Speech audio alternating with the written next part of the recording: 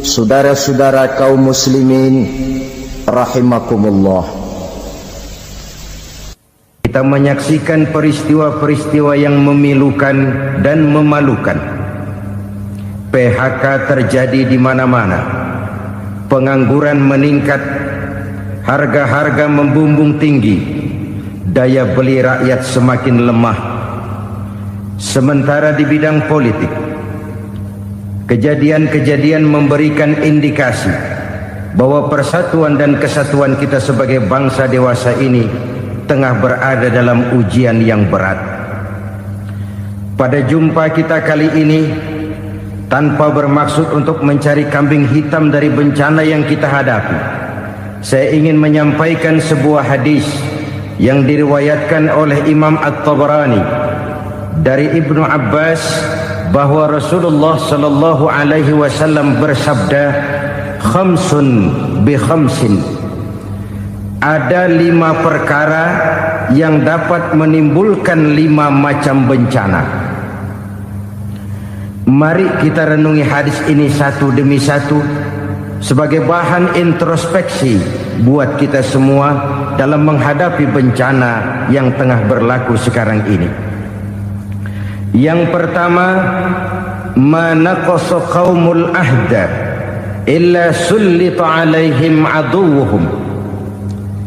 Apabila suatu kaum sudah mengingkari janjinya, maka mereka pun akan dikuasai oleh musuh-musuh mereka. Sederhana saja nampak kalimat dalam hadis ini. Apabila orang sudah mengingkari janji, mereka akan dikuasai oleh musuh-musuh mereka sendiri. Dan musuh kita yang paling utama saat ini adalah kemiskinan dan kebodohan. Kenapa itu terjadi? Karena kita mengingkari janji kita sendiri. Di saat awal-awal berdirinya Orde Baru, kita pernah berjanji untuk melaksanakan Pancasila dan Undang-Undang Dasar 45 secara murni dan konsekuen. Kita berjanji bahwa kita akan menegakkan pemerintah yang bersih dan berwibawa. Itu semua pada permulaannya. Waktu demi waktu berjalan, kita lupa dengan janji yang kita ucapkan itu. Ketuhanan yang Maha Esa kita ucapkan, tapi kesetanan yang luar biasa yang kita lakukan. Kemanusiaan yang adil dan beradab yang kita dengungkan, tetapi kemanusiaan zalim dan biadab yang kita praktekkan. Sederhana saja saudara, hampir setiap pejabat pada posisi-posisi kunci, di awal-awal ia memangku jabatan itu, biasanya ia mengucapkan sumpah dengan lafaz demi Allah bahwa dalam melaksanakan jabatan ini saya tidak akan menerima hadiah atau pemberian dalam bentuk apapun.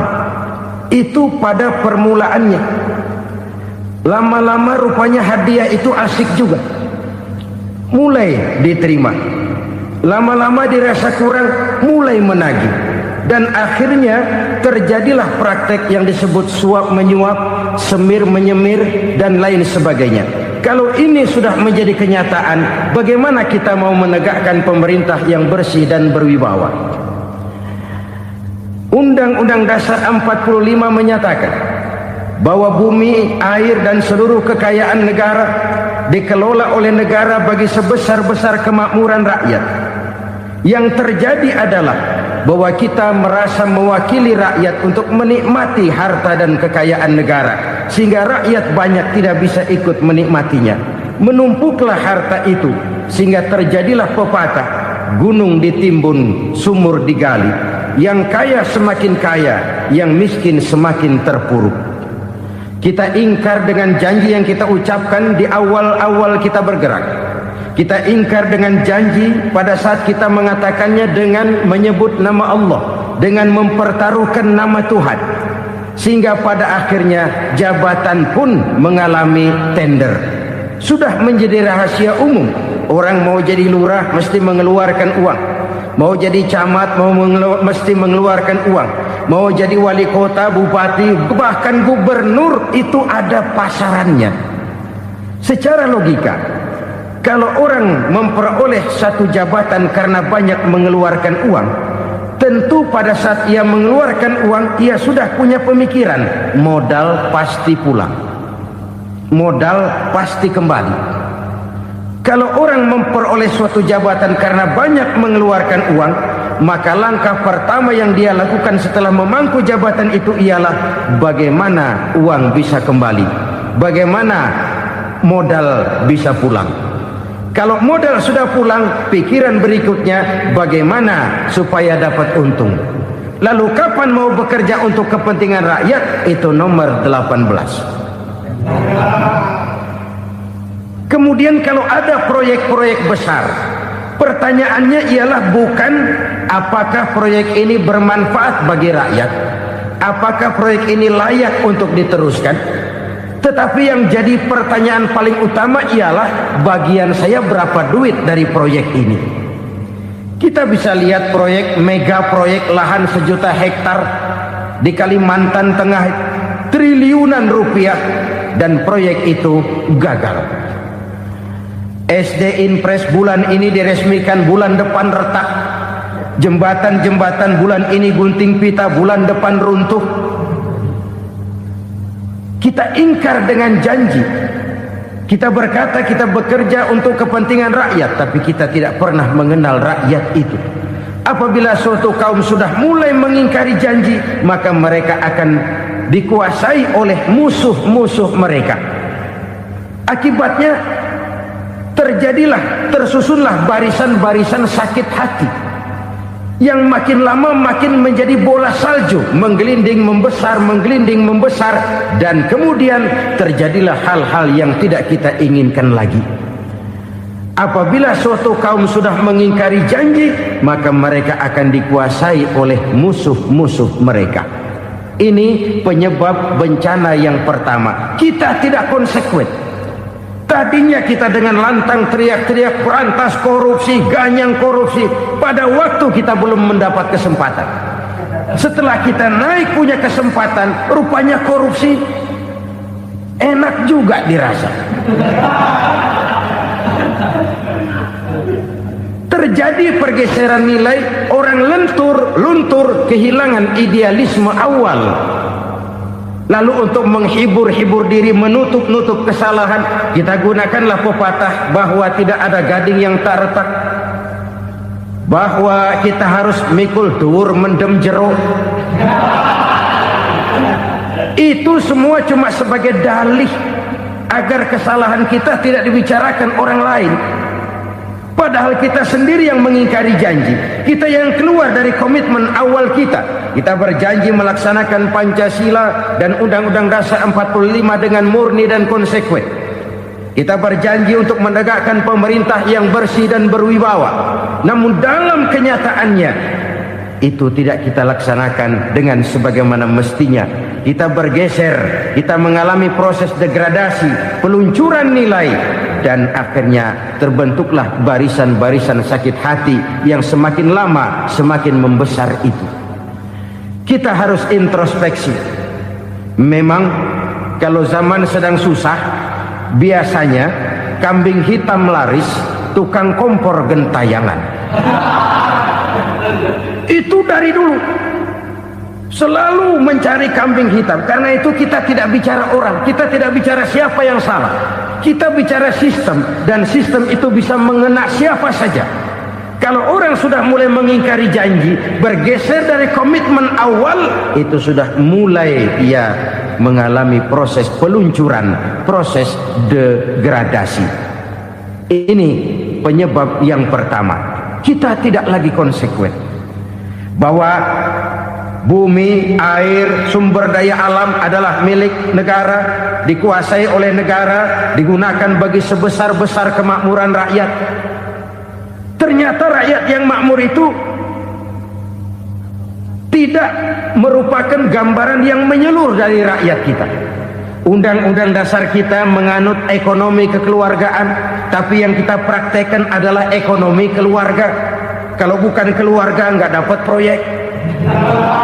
Kalau bukan keluarga nggak dapat macam-macam. kekeluargaan kita rubah menjadi keluarga, timbullah penyakit nepotisme. Kita bergeser, kita ingkari janji, dan kita anggap kita atasnamakan rakyat. Rakyat cuma sekedar jadi address, rakyat cuma sekedar jadi alamat, tetapi kehidupan mereka tidak banyak berubah dan tidak banyak terangkat. Kaum muslimin rahimakumullah, ini penyakit yang pertama, penyebab bencana yang pertama. Yang kedua kata Nabi, wa ma hakamu bighairi ma anzalallah, apabila hukum yang diterapkan sudah tidak lagi bersumber dari hukum Allah, illa fasha fihimul faqru, maka akan bertebaranlah kemiskinan di mana-mana. Ini artinya apa?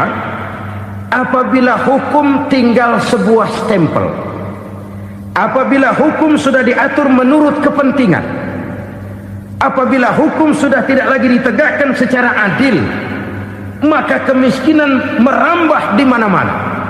Hukum diatur menurut selera orang yang sedang berkuasa, maka yang benar bisa jadi salah, yang salah bisa jadi benar. Hukum dalam kenyataan hidup berlaku seperti pisau. Pisau itu kan saudara lihat, yang namanya pisau dimanapun itu tajamnya ke bawah, ke atas tumpul. Kalau hukum itu, kalau untuk rakyat, hukum itu tajam bukan main, cepat sekali dilaksanakan.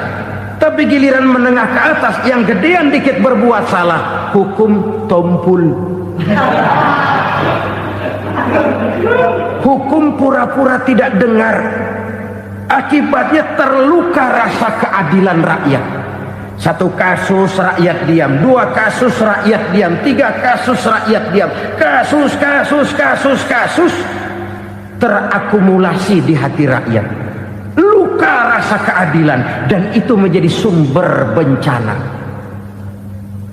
Penjarahan, kita tidak setuju itu, tapi kita harus melihat kausalnya. Itu kan tidak berdiri sendiri, itu kan karena terlukanya rasa keadilan rakyat, melihat kesempatan ini tidak merata. Kalau rakyat ini yang ngajukan kredit ke bank, walaupun jumlahnya cuma jutaan, ratusan ribu, susahnya 17 setan. Tapi ada orang-orang tertentu yang agunannya palsu, jaminannya palsu, bawa kata belece, bukan cuma miliaran, triliunan kredit bisa keluar. Terluka rasa keadilan, hilangnya kesempatan. Rakyat cuma dapat kesempitan, jarang dapat kesempatan. Dari lukanya rasa keadilan ini, memang ya entah lipstick, entah basa-basi, dibentuklah tim ini, dibentuklah badan pengawas ini, dibentuklah tim ini. Kalau membentur tahu, hancur tahu. Tapi kalau tim yang dibentuk membentur karang, bukan karangnya yang hancur biasanya, timnya yang bubar. Kenapa? Yang dibentur batu karang yang sangat keras. Kita main-main dengan hukum, kita tidak konsekuen dengan hukum, luka rasa keadilan, dan itu terakumulasi. Edi Tamsil, rakyat tahu, terakumulasi, menguap begitu saja. Kasus-kasus lain rakyat tahu, menguap begitu saja. Ketidakadilan terakumulasi, mengendap di hati rakyat, menunggu ledakan. Pada saat sumbu meledak, rakyat tidak bisa dibendung lagi. Oke, kita tidak setuju dengan penjarahan, tapi jangan melihat itu sebagai peristiwa yang berdiri sendiri. Kenapa itu terjadi? Kausalnya kenapa? Oke, kita tidak setuju memang, tapi yang dijarah oleh rakyat kan memang cuma untuk perut. Yang dijarahkan beras, yang dijarahkan televisi, yang dijarahkan kulkas yang masih bisa dihitung, yang memang real untuk kebutuhan rakyat. Penjara-penjara berdasi kepala botak yang menguras uang rakyat habis-habisan, enak saja melenggang dalam kehidupan ini. Makin terluka rasa keadilan rakyat. Apabila hukum yang diterapkan sudah menyimpang dari keadilan yang diajarkan Allah, fasyafihimul fakru, bertebaranlah kemiskinan. Aneh, memalukan, memilukan. Sebuah negara agraris yang katanya pulaunya hijau royo-royo, gemari palau jenawi toto tentem kertora harjo, yang tahun 93 pernah mendapat penghargaan dari FAO, Badan Pangan Sedunia, sebagai negara yang berhasil dalam swasembada pangan. Sekarang ini kita terpaksa betul beli beras dari Vietnam, beli beras ke Kamboja, beli kedelai dari Kamboja. Kenapa? Lahan sawah kita habis ditanami pabrik. Teknologi kita, teknologi loncatan yang non-applied, tidak terpakai oleh kita. Lantas lahan yang tidak bisa kita tanami, kita paksakan lahan-lahan gambut menjadi tanah pertanian yang subur dengan biaya triliunan, dan kita gagal. Kita cari jarum dan kapak hilang. Kita mau jadi negara industri dengan loncatan teknologi yang maju, kita lupakan pola pijak kita sebagai negara agraris, dan akhirnya kita kecolongan. Lihatlah dewasa ini. Rakyat kita antri sembako di mana-mana. Di sebuah negara agraris, ketidakadilan melahirkan kemiskinan. Kemiskinan moral dan kemiskinan material. Kemiskinan moral, rakyat nggak percaya lagi sama pejabat. Rakyat mengalami krisis figur. Orang alah lu ngomong dah sama ember.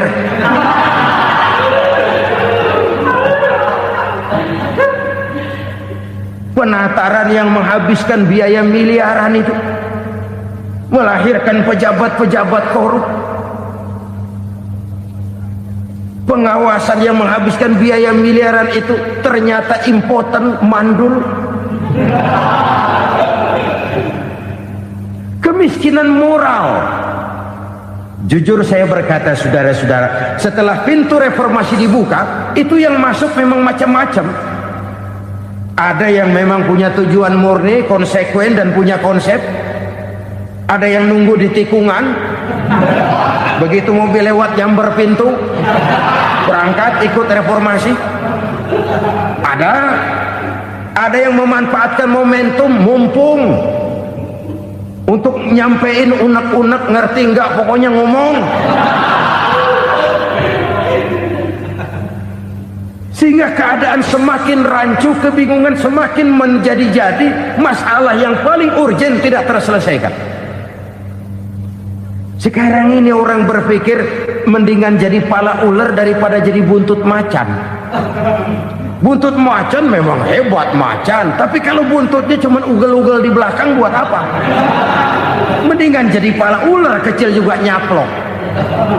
Artinya, ya biar kecil juga kalau punya partai kan gagah. Lalu rame-rame bikin partai kayak bikin arisan.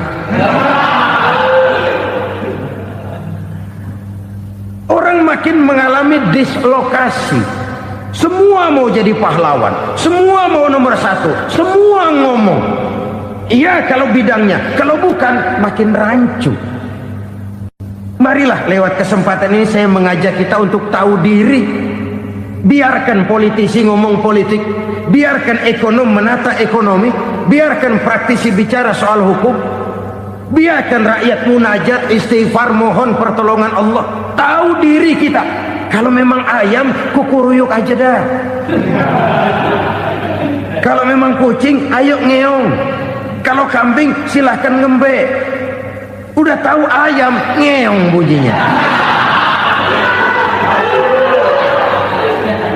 Suaranya palas, orang nggak ngerti, bingung, makin menjadi-jadi.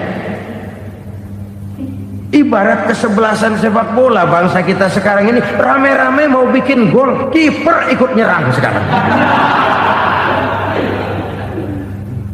Memilukan dan bahkan memalukan. Wa ma hakamu bighairi ma anzalallah illa fasyafihimul fakru. Kalau hukum yang diterapkan sudah menyimpang dari keadilan yang diajarkan Allah, bertebaranlah kemiskinan di mana-mana. Coba sekarang ini, yang punya duit bingung, apalagi yang kagak punya duit. Yang pengusaha gede ngeluh, apalagi yang pengusaha pas-pasan. Yang kagak punya beras, yang punya beras saja masih bingung, apalagi yang nggak punya beras. Ini sudah demikian merata. Dulu kita kagum mendengar konglomerat kelas buadah, kelas-kelas yang seakan-akan cuma ada dalam khayalan mereka, punya kekayaan miliaran dolar, triliunan. Sudahlah, seolah-olah nggak terjangkau sama kita. Weh, ternyata yang gede-gede itu juga gede utangnya. Dan rontok satu demi satu. Ternyata rakyat selama ini cuma dialamatkan, cuma dijadikan adres. Rakyat yang tidak banyak ngerti persoalan ini harus menanggung hidup ini begini berat, harus menanggung beban hidup ini begini tinggi, daya beli semakin lemah, semakin terpuruk dan terpuruk, sedang keadaan belum juga banyak berubah. Yang hutang sama luar negeri itu kan bukan rakyat kecil, Ciano. Yang banyak nyimpen dolar juga kan Ciano. Rakyat kecil bocah kampung mah jangankan nyimpen dolar, ngelihat juga tumben. Kemana kita mesti bercermin? Sekali lagi saya mengatakan, maaf, kita tidak bermaksud mencari kambing hitam. Karena itu kita tidak bicara orang, kita bicara sistem, kita bicara keadaan. Beginilah yang dikatakan Nabi, penyebab timbulnya bencana, hukum yang ditegakkan tidak lagi berorientasi kepada keadilan, tapi berorientasi kepada kepentingan. Akhirnya bentuk hukum seperti pisau, tajam ke bawah, tumpul ke atas. Hukum cuma buat rakyat kecil, tetapi kelompok menengah ke atas kadang-kadang kebal dari perlakuan hukum. Maka bertebaranlah kemiskinan. Iya, kemiskinan moral berupa lukanya rasa keadilan. Kalau rasa keadilan terluka, orang kan nunggu kesempatan, saudara. Iya, dia nggak bisa ngomong, iya, dia nggak sanggup action, iya, dia nggak bisa tunjuk rasa, tapi hatinya kan, kapan ada kesempatan, kapan ada waktu, tunggu. Hatinya mesti begitu. Sehingga begitu ada kesempatan, terjadilah hal-hal yang tidak terhindarkan. Dan itu ekses, bukan reformasi. Jangan seperti sebuah dialog saya dengan seorang abang beca. Saya bertanya, bang, iya, abang tahu nggak reformasi? Tahu. Ustaz, apa? Pembakaran. Terus penjarahan. Lalu perkosaan. Itu reformasi. Itu yang saya lihat. Nah, itu yang dia lihat. Saya tentu tidak menyalahkan abang beca kita, karena memang itu yang dia lihat dan sejauh itu wawasannya. Tapi ini indikasi bahwa banyak rakyat kita yang belum bisa menggunakan kebebasan secara bertanggung jawab. Padahal kebebasan tanpa tanggung jawab tirani. Sebuah contoh gampang-gampangan. Saya beli radio, saya setel di kamar saya, lalu saya bilang, ini radio gue. Yang beli gue, pakai duit gue setel di kamar gue, sekeras-kerasnya, gak ada urusan sama orang lain. Itu kata saya. Tetapi tetangga saya sebelah rumah kan boleh juga ngomong begitu. Kata tetangga saya, ini mata gue, yang ngantuk gue tidur di kamar gue, kenapa suara radio lu nyampe kemari? Artinya apa ini? Kebebasan saya nyetel radio dibatasi oleh kebebasan tetangga saya yang mau tidur. Tidak ada kebebasan mutlak. Kebebasan mutlak tanpa tanggung jawab kembali akan melahirkan tirani, kembali akan melahirkan pemaksaan kehendak. Dan itu lagi-lagi bukan demokrasi. Saudara-saudara kaum muslimin rahimakumullah. Ini penyakit yang kedua, lukanya rasa keadilan, terutama di kalangan rakyat kecil. Itu mengendap menjadi akumulasi dan menunggu giliran kapan bisa dimuntahkan.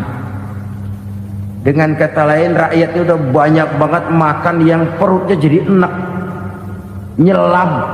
Kapan nunggu muntahnya? Udah begini banyak akumulasi yang mereka pendam di perut ini, sehingga ketika terjadi kesempatan itu sudah tidak terkendalikan lagi, kita out of control. Saya tidak mentolerir sikap-sikap kekerasan, bahkan saya lebih cenderung bahwa kalau di rumah kita banyak tikusnya, tikusnya saja racuni, jangan rumah dibakar. Bahwa ada korupsi, ya, ada kolusi, memang ada nepotisme, tentu. Tetapi tikusnya saja racuni, jangan rumah dibakar. Masa mau ngusir tikus bakar rumah? Tikusnya lari, tikusnya selamat, rumahnya ewes-ewes.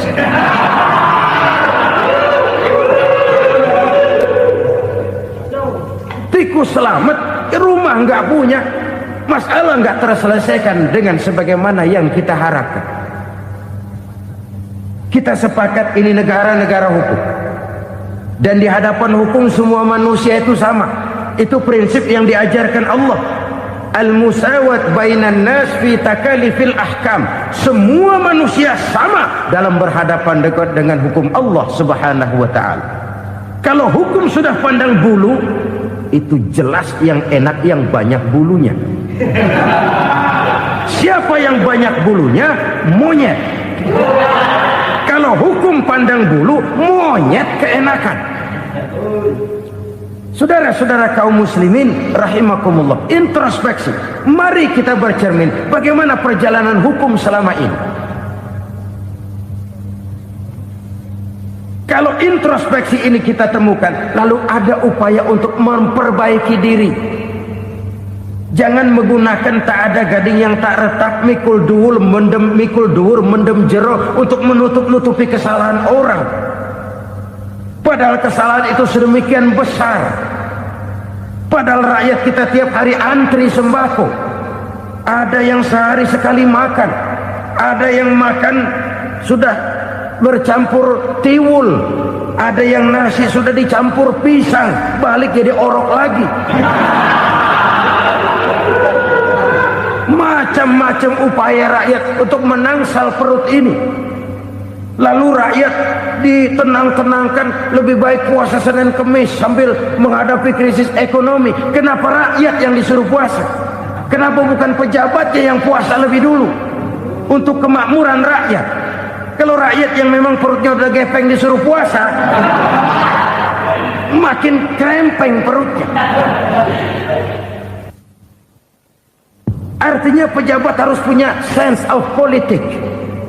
Ya, tidak, puasa itu kan tidak cuma Senin Kemis saja. Puasa itu puasa perasaan, puasa menghargai perasaan yang sedang kondisi yang sedang dihadapi oleh rakyat.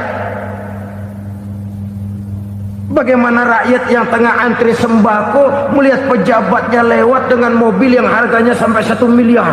Oh, inilah pemimpin saya. Luka lagi rasa keadilannya. Kita tidak tenggang rasa. Puasa dalam artian itu pun akan menolong menegakkan semangat kebersamaan, membentuk semangat kebersamaan. Saudara-saudara kaum muslimin rahimakumullah, penyebab bencana yang ketiga dikatakan oleh baginda Nabi, wala dhaharat fihimul fahishatu illa fasha fihimul maut. Apabila kekejian telah merajalela, maka maut bertebaran di mana-mana. Kita renungi butir kalimat dalam hadis ini. Apabila kekejian telah merajalela, maut bertebaran di mana-mana. Begitu murah arti sebuah kehidupan. Penjarahan untuk hal-hal yang kecil tapi sampai mengorbankan nyawa. Apabila kekejian sudah terjadi di mana-mana, maut pun bertebaran. Maut dalam arti berpisah ruh dengan jasad, tapi juga maut dalam arti orang bisa mati karirnya, orang bisa mati usahanya, orang bisa mati kesempatannya karena perbuatan-perbuatan keji yang selama ini tidak terbendung. Lahirlah teori mafia. Siapa yang kuat dia yang berkuasa, siapa yang lemah dia menjadi mangsa. Proyek-proyek besar yang menang tender itu ya dari itu ke itu saja. Yang pengusaha-pengusaha tidak punya koneksi, tidak bisa bayar komisi, dapat proyek tetelan. Ada dagingnya dikit, namanya juga tetelan. Dagingnya sudah habis disantap oleh meja. Sekian puluh meja dilalui, sekian puluh amplop dikeluarkan. Sehingga yang akhirnya ya tinggal tetelan itu tadi. Maka kualitas pekerjaan pun sudah bukan lagi jadi masalah. Demikianlah mafia-mafia ini bermunculan di mana-mana. Di pengadilan terkenal mafia pengadilan. Hukum bisa dibeli, hukum bisa dipesan menurut kebutuhan sponsor. Mafia peradilan, mafia politik, mafia ekonomi, bahkan mafia agama yang menggunakan agama sebagai kedok, menggunakan agama sebagai dalih, menggunakan agama sebagai topeng untuk melancarkan maksud-maksud politiknya pun tidak tertutup kemungkinan. Apabila kekejian telah merajalela, maut bertebaran di mana-mana. Korupsi, kolusi, nepotisme itu bagian dari kekejian. Kita selama ini kalau mendengar maksiat, itu yang terbayang cuma judi, mabuk, zina. Iya, itu maksiat. Tapi korupsi, kolusi, nepotisme itu juga maksiat dalam bentuk lain. Kalau ini sudah bertebaran, maka maut terjadi di mana-mana. Jangan bayangkan cuma mati orangnya, itu sih kewajiban. Yang menyakitkan itu orangnya masih hidup tapi dibikin mati, karirnya mati. Kenapa? Karena yang diperlukan bukan cuma orang pinter tapi orang taat. Biar pinter, kalau nggak taat minggir. Biar bodoh, kalau taat bisa nyenangin atasan, bisa nyemur. Kumaha juragan wae ayo nama. Itu yang kadang-kadang dapat penghargaan. Tidak ada prestasi kerja kecuali bikin senang orang di atas. Kita lihat di desa-desa jalan rusak. Kalau ada berita pejabat anak mau turun, jalan rata sekali. Sampai tanah dari mana aja dikeruk buat ngeratain tuh jalan. Pejabat pulang legok lagi jalanan. Katanya kita kerja buat rakyat, nyatanya kita cuma melayani atasnya. Kenapa? Terjadi lingkaran setan. Seperti kata lagu Dul Sumbang itu. Mahasiswa takut sama dosen, dosen takut sama dekan, dekan takut sama rektor, rektor takut sama menteri, menteri takut sama presiden, presiden takut sama mahasiswa.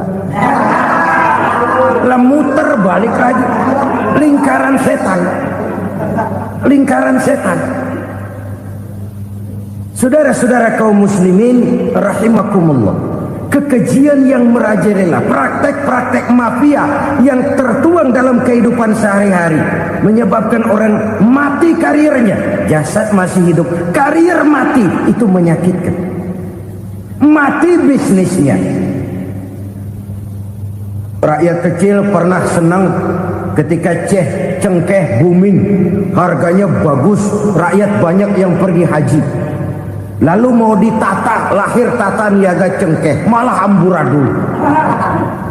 Harga cengkeh jatuh, petani cengkeh kecil menjerit. Siapa yang untung? Segelintir orang. Masihkah kita pakai atas nama rakyat untuk kepentingan nasional, padahal yang nyanyi cuma segelintir orang? Masihkah kita mau bohongi rakyat ini dengan mobil nasional tapi bikinan Korea? Masihkah kita mau bermain verbalisme, bermain kata? Ini sebuah masa lalu yang tidak perlu terulang lagi untuk masa-masa yang akan datang. Kekejian merajalela, orang mati karir, bisa mati usaha, mati bisnis, Usahanya maju, dirangkul, hancur. Usahanya maju, dipukul, hancur, tenggelam. Bahkan yang memilukan dan memalukan badan-badan usaha milik negara itu dikebiri sedemikian rupa sehingga tidak menghasilkan hal-hal yang bermanfaat buat negara. Saudara-saudara kaum muslimin rahimakumullah, kalau nafsu yang sudah mengatur itu semua, maka kekejian pun merajalela. Orang sudah pakai teori mafia, yang kuat dia yang menang, yang kuat dia yang berkuasa, yang lemah silakan minggir di sudut-sudut kehidupan. Kalau kekejian seperti ini merajalela, maut bertebaran di mana-mana. Banyak orang mati karirnya, banyak orang mati usahanya, banyak orang mati imajinasinya. Sekarang ini dalam dunia seni, yang banyak karyawan seni, bukan seniman. Seniman itu kan dilahirkan, lain seniman, lain karyawan seni. Sekarang yang banyak karyawan seni, bukan seniman. Mati karir, mati imajinasi, mati improvisasi. Sehingga kehidupan persis sinetron. Sinetron itu yang kita lihat rumah mewah, yang kita lihat rumah bagus. Gak pernah kita lihat di sinetron kita ini rakyat antri sembako. Kita dijejali hal-hal yang indah, yang wah, yang membuat kita tenggelam dalam gaya hidup instan, tenggelam dalam gaya hidup wah. Kita lupa dengan realitas keseharian di tengah-tengah masyarakat kita. Lahirlah kelompok-kelompok selebritis, dibesarkan oleh berbagai media. Selebritis pilek aja masuk koran, pilek.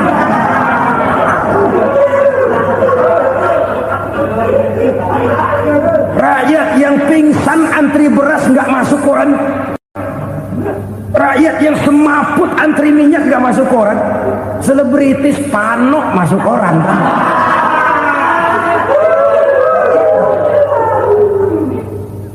Kita besarkan hal-hal kecil, kita kecilkan hal-hal besar.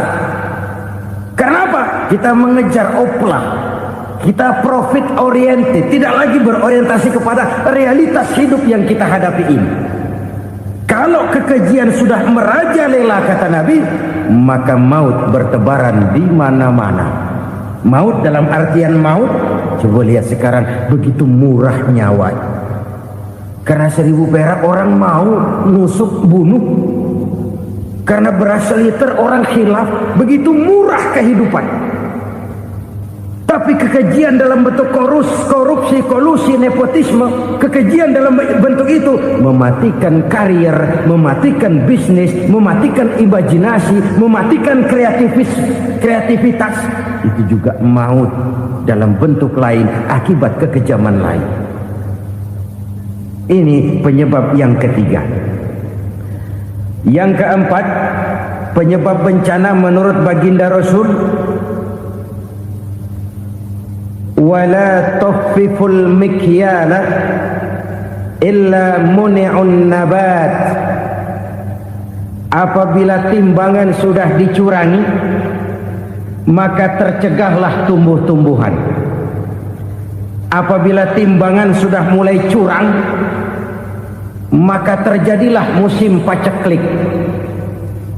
Apabila bisnis sudah bergaya mafia tadi itu, kecurangan-kecurangan terjadi, tender di balik pintu, yang dimenangkan cuma kelompok-kelompok yang bisa memberikan presentasi yang besar, muni'un nabat, terjadilah paceklik. Paceklik, panen gagal, wereng ya wereng, kemarau panjang it's okay, air sulit iya, tetapi kan semua itu ada yang ngatur. Kemarau ada yang ngatur, belalang itu ada yang ngatur, air itu juga ada yang ngatur.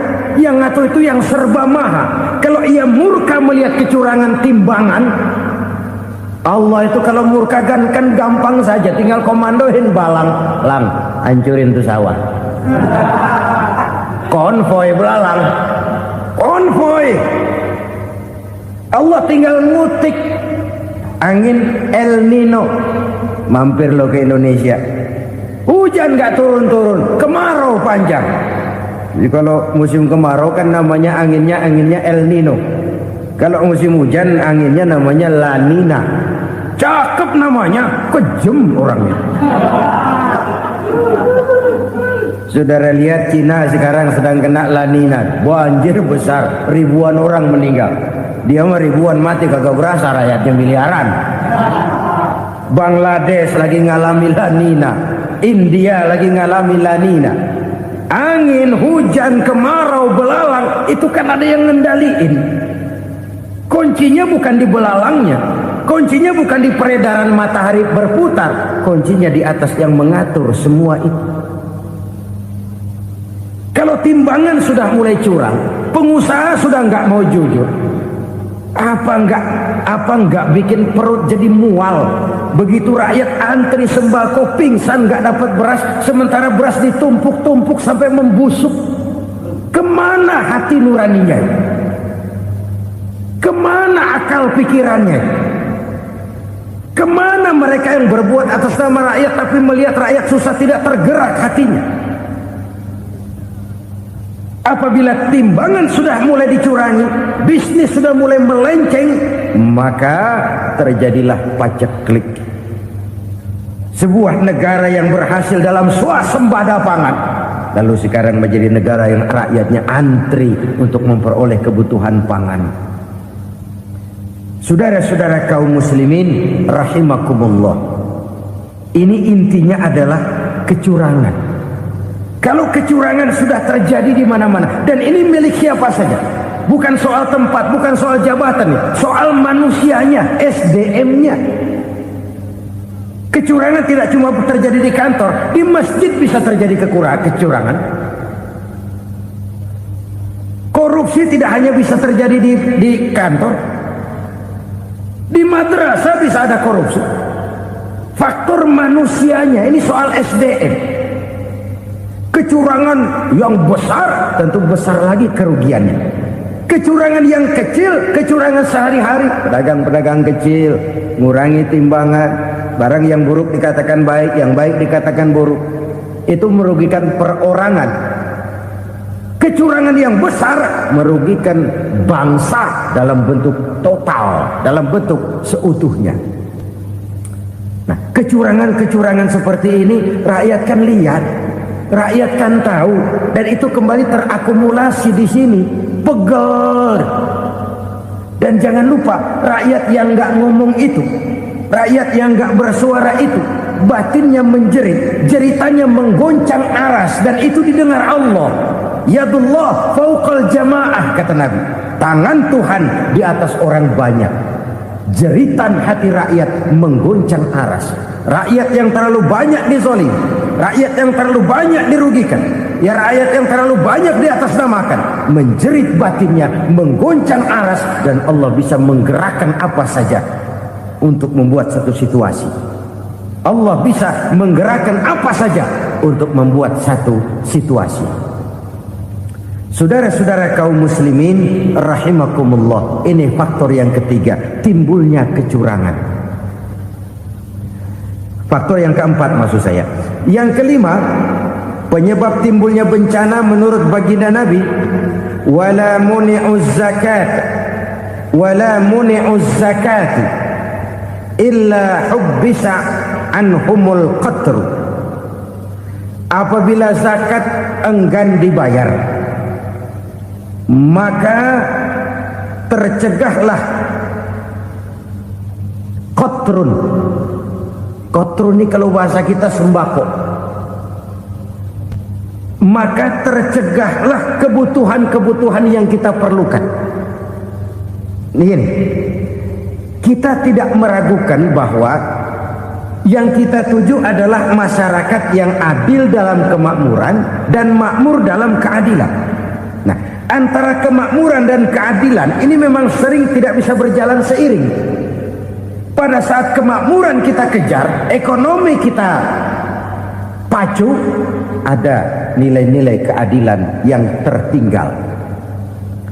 pada saat nilai keadilan kita tegakkan benar-benar, ada unsur-unsur kemakmuran yang terabaikan. Oke, kita bisa mengatakan kasus. Oke, kita bisa mengatakan itu sebagian kecil. Tapi kalau sebagian kecil, lama-lama kan jadi sebagian besar. Oke, kita mengejar kemakmuran. Pertanyaannya, kemakmuran untuk siapa? Oke, kita berikan kelompok tertentu kue yang besar dengan harapan nanti dia bagiin kuenya kepada yang kecil-kecil. Tapi kenyataan, mereka yang dapat kue besar akhirnya malah lupa diri dan lupa daratan. Mau makin besar, malah memeras yang kecil-kecil ini. Sekarang kan yang kecil modali yang besar. Ramai-ramai buka bank, ternyata kamuflase. Uang banknya untuk kredit perusahaannya sendiri. Nasabahnya rakyat kecil. Artinya apa? Rakyat kecil disuruh modalin orang yang udah gede. Ini kan sambar geledek urusan.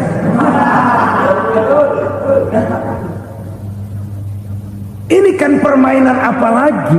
Rakyat kecil suruh modali yang gede. Nasabahnya rakyat kecil, kumpulkan uangnya di bank, kucurkan kredit kepada perusahaannya sendiri. Bukankah itu rakyat kecil suruh modali yang gede? Sudah begitu kejamkah kita untuk meraih keuntungan dengan mengorbankan orang kecil ini? Sudah tidak bicara lagi kah nurani kita melihat penderitaan orang yang semakin susah ini? Kalau zakat enggan dibayar, padahal zakat 2,5% saja, 2,5% saja. Kalau itu pun enggan, kalau zakat saja enggan, bagaimana pula yang namanya sedekah, bagaimana pula yang namanya infak, bagaimana pula yang namanya santunan, bantuan. Kadang-kadang lipstick nyumbang si nyumbang, cuman nyolongnya lebih gede. Ini namanya sumbangan lipstick. Buat lipstick itu kan buat ngumpetin bibir pucat. Itu fungsi utama lipstick. Buat ngumpetin korupsinya, nyumbang kegiatan-kegiatan sosial. Tapi yang dia korup lebih gede dari yang dia sumbangi. Lipstick kamuflase. Nepu kata anak sekarang.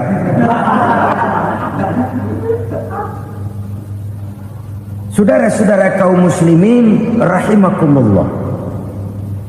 Demikian berat kewajiban zakat ini sampai di zaman Sayyidina Abu Bakar pernah keluar komando perangi orang yang enggan membayar zakat. Perangi. Karena fungsi zakat adalah menjembatani antara si kaya dengan si miskin. Bahwa ada kemiskinan itu Qur'ani. Allah menyatakan, aku melebihkan rezeki sebagian kamu dari yang lain. Ini kan kesenjangan. Allah melebihkan rezeki sebagian kamu dari yang lain. Ada itu. Tetapi itu berjalan secara nature. Nah, kalau direkayasa, yang kaya semakin kaya, yang miskin semakin terpuruk, yang sudah besar dapat proyek besar, yang kecil dapat tetelan. Ini kan rekayasa namanya. Kesenjangan yang direkayasa ini yang kita harus kikis. Nah, fungsi zakat menjembatani dari sisi sosial. Dari sisi pribadi, Nabi berpesan, zakku amwalakum biz zakat. Bersihkan hartamu dengan zakat. Sekarang ada istilah nyuci uang. Uang hasil korupsi itu bisa dicuci, dijadikan uang bersih. Bukan pakai rinso, bukan. Pakai politiknya koruptor, diolah sedemikian rupa sehingga jadi uang resmi. Sudah memutik, itu termasuk yang disebut kejahatan kerah putih, white collar crime. Kejahatan kerah putih, kejahatan pakai dasi, kejahatan kelas kakap. Makanya orang mendingan goblok kagak bener daripada pinter kagak bener.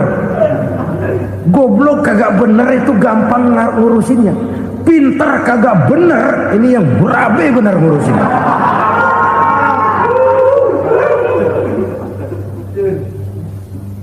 Kita bukan cuma perlu orang pinter kok di zaman sekarang. Kita perlu orang-orang bener yang punya komitmen, yang sesuai kata dan perbuatan, yang bisa merasakan apa yang dirasakan oleh rakyat, yang punya sense of politik yang tinggi, yang peka, yang penuh keterbukaan, yang punya wawasan dan pandangan jauh ke depan. Dari sisi pribadi, zakat itu membersihkan harta kita. Ya, dia tercampur dengan yang subuhat, dia bahkan mungkin tercampur dengan sedikit-sedikit yang haram. Itu zakku amwalakum bizzakat. Bersihkan hartamu dengan zakat itu. Pada sisi sosial ia menjembatani, pada sisi pribadi ia membersihkan harta kita.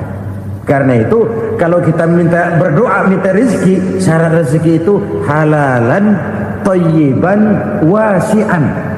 Nggak pernah kurang dari 3 itu. Halal, bagus, banyak. Halal, bagus, tapi sedikit, susah ngaturnya. Halal, banyak, tapi kurang bagus. Buat apaan? Bagus, banyak, tapi haram. Enggak ada artinya. Sebab kata Imamul Ghazali, kalau kau terlalu suka memakan makanan yang haram, dikunyah masuk ke dalam perut besar, digiling oleh perut besar, menghasilkan energi, menggerakkan sel-sel pembuluh saraf, kau juga akan cenderung berpikir yang haram. Kalau sudah cenderung berpikir yang haram, perbuatan pun akan mengarah kepada perbuatan-perbuatan yang haram. Dulu waktu kelompok Jimbaran 200 konglomerat Indonesia kumpul, dihimbau supaya sekian persen kasih pengusaha-pengusaha lemah.